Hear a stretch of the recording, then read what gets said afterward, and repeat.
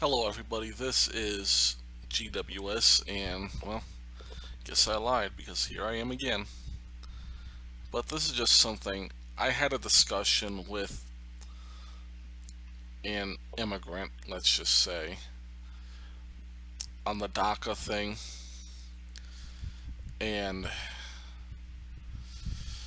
I think it kind of highlights where we need to be as a society and where we need to be as individuals in terms of our thinking about just these various issues. And the discussion I had with him was a discussion on individuals versus policy. And so I got into the discussion, he was telling me his situation as a DACA recipient, and he he was talking about how he went to school and all this, and you know, and the way I put it to him was, I'm not against you as an individual, not at all. In fact, I'll just say this right here too. What I told him is, if you're on the DACA program, I'm not against you because being poor myself, I understand this is a survival game that we play in life, and you're gonna do what you have to do. You're gonna take advantage of what you need to take advantage of, and I'm fine with that. As an individual,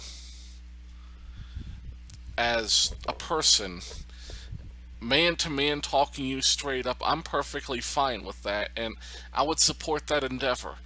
But it's important that people, both on DACA and liberals, and really even on all issues, conservatives, we need to all understand that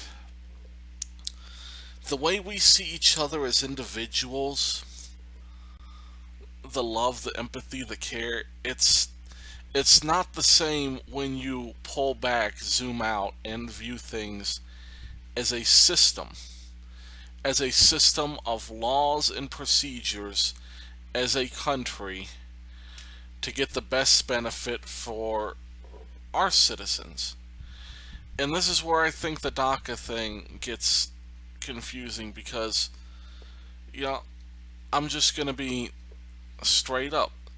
DACA was a bad policy. Obama did a complete disservice to legal immigrants, citizens of this country, and yes, even illegal immigrants, because this was not made clear. And let me just explain what DACA isn't.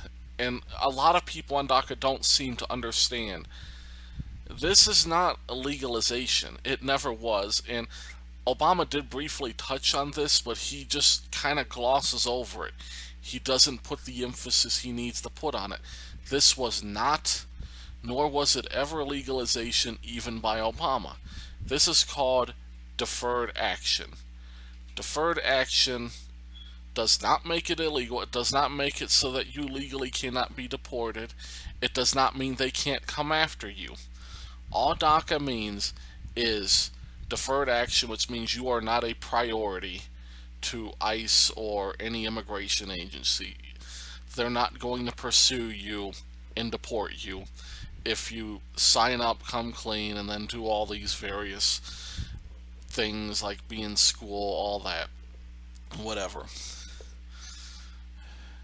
And that was a disservice. And there's a lot of responsibility to go around, too. First of all, if you're on DACA and you're an adult, there's no excuse. You've had so many years to go back to your own home country. And you've had so many years to prepare for this. You've had to go undercover, almost certainly breaking other laws, to remain here. And the parents, you took a gamble with your kids by coming here. And there needs to be something said about that. That's something that has to be held accountable for. You take a risk when you enter this country illegally. We've done amnesty in the late 80s, 2007, and now Daca. And there just has to be some accountability for people who have recently come. But that being said, conservatives really need to just look at themselves as individuals, look at the situation they would be in if this happened. And as I said, those parties need to be accountable in some way, some big way. I don't know how. I hope there's a good deal that comes out of whatever the hell Trump's doing. But there needs to be a heavy accountability load put on those people who did cheat the system, because it is cheating. There are millions of legal immigrants who come here, go through the process, get permission,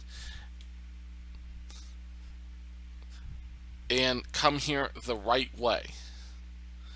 And that needs to be emphasized, the right way. Because there is a right way and a wrong way. And coming here illegally is the wrong way.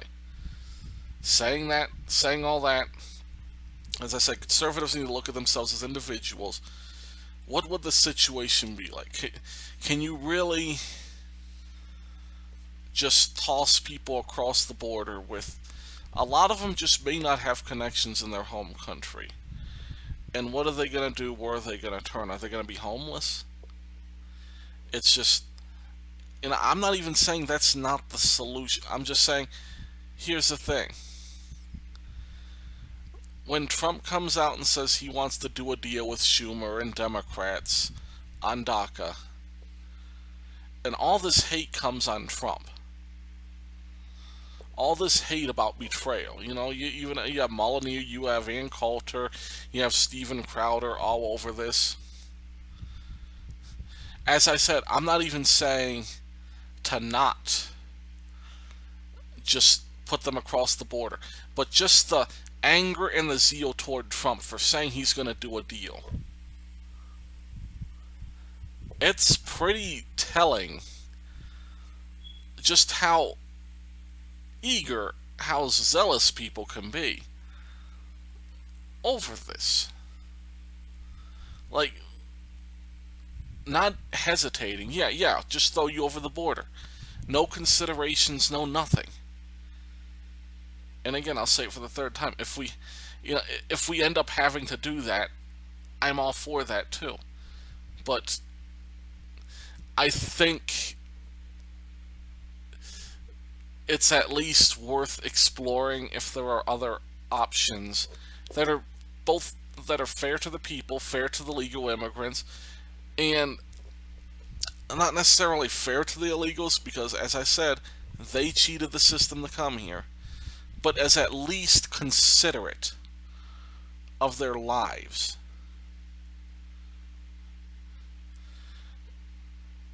And it's kind of borderline in this case as far as I'm concerned, whether the punishment of just tossing them over the border with nothing fits the crime of being taken across the border involuntarily by their parents, some all go to cross, and just not leaving as an adult like they should have. This is something we got to be careful with, because these are human lives, and workers do pay a sacrifice, and I understand that. Workers pay a lot of a sacrifice for everybody here illegally. But all I'm saying is this.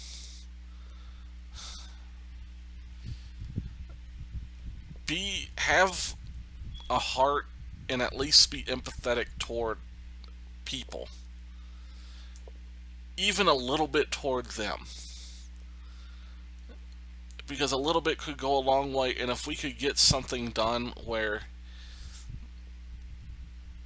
we can be fair to everybody and be as considerate as possible with those who may not be able to remain in this country, then maybe we'll be better off in terms of God, in terms of ourselves. Because just you can't just be angry all the time. Even when the country's just stiffing you, you do got to have a little bit of a heart toward these things. And it's just, you know, I just, I don't want to see anybody suffer. That's the thing. Workers or even them. And I understand it's not our responsibility to take care of the world's people. But just like any dependent you have in your household, if you're going to release that dependent from your care, you gotta have consideration for that dependent. Like if you're taking care of a blind kid, are you gonna throw that blind kid in the street because you can't afford to take care of him anymore? Say you adopted him or something. No, of course you're not. You're gonna go through the proper procedures to say that, okay, I can't care for this kid, but I'm at least going to make sure he's not wandering the streets alone, starving to death, or getting in trouble or whatever. You're going to put that kid in the right spot. I would hope that it's possible to do the same thing with Daca recipients. Anyhow, thanks guys for listening, and God bless.